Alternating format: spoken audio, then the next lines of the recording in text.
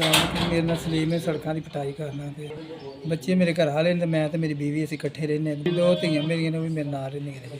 ਪਹਿਲੇ ਮੈਂ ਪਟਾਈ ਕਰਦਾ ਸੀ, ਮੇਰਾ ਬਲੱਡ ਪ੍ਰੈਸ਼ਰ ਹਾਈ ਰਹਿੰਦਾ ਹੁੰਦਾ ਤੇ ਮੇਰੇ ਕੋਲ ਨਹੀਂ ਹੁੰਦੀ ਪਟਾਈ ਜੀ।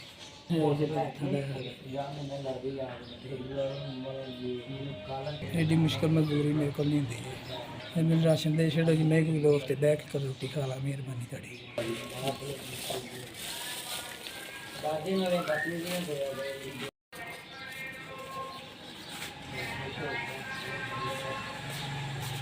ਰਾਸ਼ਨ ਮਿਲੇ ਖੁਦਾ ਤੁਹਾਨੂੰ ਤੰਦਰੁਸਤੀ ਸਿਹਤ ਦੇਵੇ ਜੀ, ਬਰਕਤ ਪਾਵੇ, ਬਹੁਤ ਜ਼ਿਆਦਾ ਦੇਵੇ, ਮੁਸ਼ਕਲਾਂ ਆਸਾਨ ਕਰੇ ਜੀ, ਆਸਾਨੀਆਂ ਪੈਦਾ ਕਰੇ। ਅੱਲਾ ਤੁਹਾਨੂੰ ਬਹੁਤ ਦੇਵੇ ਜੀ।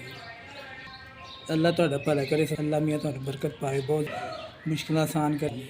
ਕਿਸੇ ਨੂੰ ਰਾਸ਼ਨ ਦਿੱਤਾ ਜੀ, ਅੱਲਾ ਤੁਹਾਡਾ ਭਲਾ ਕਰੇ। ਬੜੀ ਮਿਹਰਬਾਨੀ। ਅੱਲਾ ਮੀਆਂ ਤੁਹਾਨੂੰ ਇਸੇ ਤਰ੍ਹਾਂ ਇਲਤਜ਼ਾਮਾਂ ਦਿੰਦਾ ਰਹੇ ਤੇ ਤੁਸੀਂ ਲੋਕਾਂ ਨੂੰ ਮੰਨਦੇ ਹੋ। ਮੇਰੀ ਬੀਵੀ ਬਿਮਾਰ ਹੈ, ਕੁਛ ਕਰ ਨਹੀਂ ਸਕਦੀ ਘਰ। ਮਸਾਂ ਮਰ ਕੇ ਹੱਡੀ ਪਕਾਉਂਦੀ ਤੇ ਮੈਂ ਰਾਸ਼ਨ ਲੈ ਕੇ ਜਾਵਾਂ ਤੇ ਖੁਸ਼ ਹੋ ਗਈ। 15-20 ਦਿਨ ਲੱਗ